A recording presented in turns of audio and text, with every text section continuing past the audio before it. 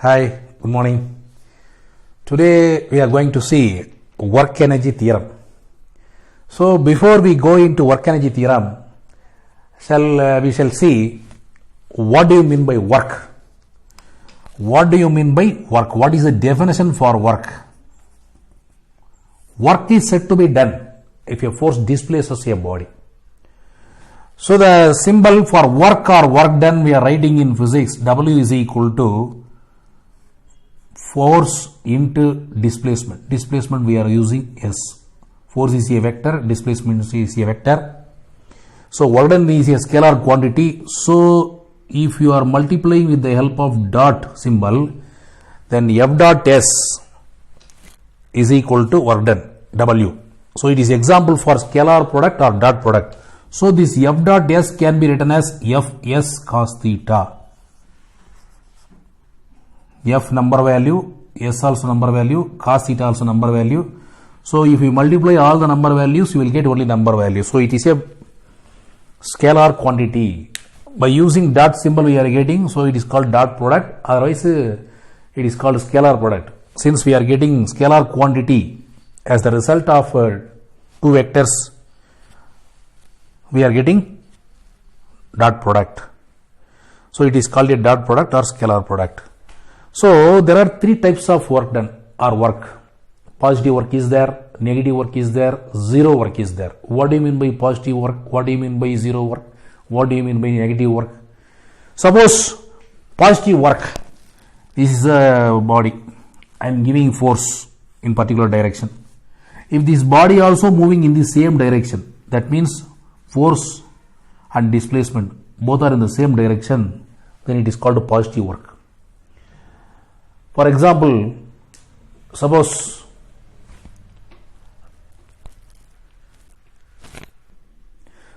you are dragging a trolley. So you are giving some force in some direction. So in which direction you are giving force? In the same direction the trolley also moving. It is called positive work. See negative work. What is the example for negative work? I am applying force in particular direction. So opposite to the direction of force, the displacement is taken place. Then it is called negative work. I am lifting a body from the ground to some height. So I am applying force against the gravitational force. So gravitational force is acting in the downward direction. Gravitational force is acting in the downward direction and the displacement is in the opposite direction. So with respect to gravitational force, the displacement is in the opposite direction. So it is example for negative work. What is zero work? I can explain you zero work in two ways. What are the examples? Suppose a porter carrying a load on his head and walking along the level road. According to physics, we say he does no work. Why we say he does no work? Because a man walking along a level road, carrying load on his head. So the load is acting in this direction and he is moving in this direction. What is the direction between force and displacement is 90. So theta is equal to 90 degree. So what happens here? Cos 90 becomes 0. So if it is 0, the work done becomes 0 here. So it is called zero work. Even suppose we are seeing the man is carrying on his head a particular load he is carrying and he is walking. So he is doing work, but how can we say he does no work? Because according to physics, the direction of the force and the displacement, the angle between the direction of force and displacement is 90 degree. So we say work done is 0 according to physics. And one more thing also, we can say, suppose we are pushing a wall. We are pushing a wall with some force, but the wall is not moving because I am not giving enough force. So that much force is not able to move that wall. So there is no displacement. After giving some force, there is no displacement. If displacement is 0 in this formula, S is equal to 0 in this formula, the whole thing becomes 0. So work done is 0. So these are examples for negative zero work. So we have seen what do you mean by work. What is the formula for work? Force multiplied by displacement. So what is the dimensional formula or unit So generally we are using the unit Joule, Joule, Joule. So we will write in small letters only. When you write the unit full name, when you use a symbol, we will use capital J while writing the unit system. For force, you know the dimensional formula, m L T power minus 2, you know the dimensional formula. For displacement L, so if you multiply, you will get m power 1 L square T power minus 2. This is the dimensional formula for work. The same unit and dimensional formula is applicable to energy also. Why? The formula for work and energy is same. The meaning is different. So what is the meaning of energy? The capacity to do the work is called energy. So how much energy is needed to do a work, particular work by a man or by a machine? That is called the energy of a man or energy of a machine. So the capacity to do the work is called energy. So for energy also we are using the same unit, same dimensional formula. So now you are having the enough knowledge about work and energy. Now let me pass on to theorem. What is the theorem regarding work energy? It is called work energy theorem. How we are connecting work and energy. So let me see one by one. Statement of work energy theorem. Work done by a constant force. You are giving some constant force on your body. So some work is done. Work done by a constant force is equal to change in kinetic energy of the body. Change in kinetic energy of the body. Work done by a constant force is equal to change in kinetic energy of the body. This is called work energy theorem. So how we can prove this work energy theorem? Suppose a body moves with some initial velocity, some m is the mass of the body, it moves with the initial velocity u. After particular time t, the same body moves with the initial final velocity v. The velocity changes from u to v. So how much distance travels during this time? Let me say s. And what is the acceleration during this motion? A is the uniform acceleration during this motion. So m is the mass, u is the initial velocity. So m is the same mass and v is the final velocity. T is the time in which it covers the particular distance. Yes, a is the uniform acceleration. Now let me see one by one.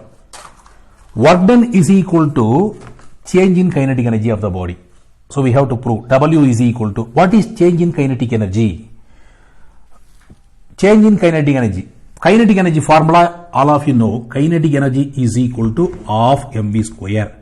So how to derive this formula? I will put a separate video link for derivation of k equal to half mv square. So in description I will share the link. So if you don't know how to derive k equal to half mv square, you can see the description. Now k equal to half mv square is the general formula. Suppose m is the mass, u is the initial velocity. What is the initial kinetic energy? Half mu square. What is the final kinetic energy? Half mv square. Change in kinetic energy means final minus initial. That means half mv square minus half mu square. It is called change in kinetic energy. V square minus u square. Half mv square minus half mv square. It is called change in kinetic energy. So W is equal to final kinetic energy minus initial kinetic energy. You have to prove like this. So how to how to prove this? So let me see proof one by one step. So let me start one by one. You know work done. Work done is equal to force into displacement. Just now we have seen force multiplied by displacement. That means that we are using dot product. Okay, no problem. You need not put a multiplication symbol. F dot s. So what is the force acting on the body? Force acting on the body. Acting on the body. How to find out F? Mass into acceleration. F is equal to, Newton's second law of motion. According to Newton's second law of motion, F is equal to ma. That means mass into acceleration. So mass is m. Mass is m. Okay. What do you mean by acceleration? Just now we have seen u is the initial velocity, phi v is the final velocity. So what is change in velocity? V minus u. So acceleration a is equal to nothing but change in velocity by time. A is equal to v minus u by t. So here you are substituting v minus u by t. So it is F. It is equation number 1. You are getting. So displacement of the body, displacement of the body, S is equal to, so there are two velocities. One is initial velocity U, another one is final velocity V. So for we are having two velocities, what we have to do? We have to take average velocity. So distance traveled is equal to average velocity into time. That is the formula. Average velocity into time. Average means you have to add two velocities, U plus V, by time T. By 2. That is called average velocity into time T. So S is equal to U plus V by 2 into T. This is the distance displacement or distance traveled. Displacement or distance traveled in particular direction. Both are same. So S is equal to U plus V by 2 into T.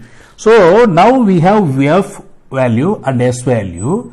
If you are multiplying F and S, you will get formula for change in kinetic energy. So we will see.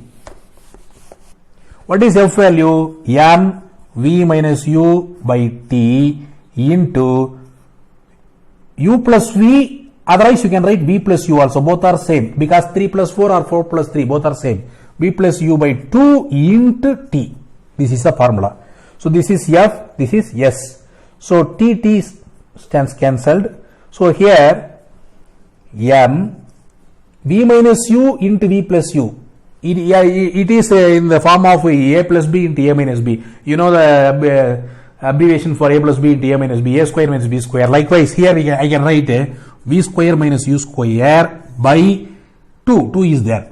2. So W is equal to this formula. W is equal to, you separate this by 1 by 2 is, you separate this mv square minus of mu square. So here, listen here, it is final kinetic energy of mv square. It is initial kinetic energy of mv square. So final minus initial is nothing but change in kinetic energy. Change in kinetic energy. So work done by a constant force is equal to change in kinetic energy of the body.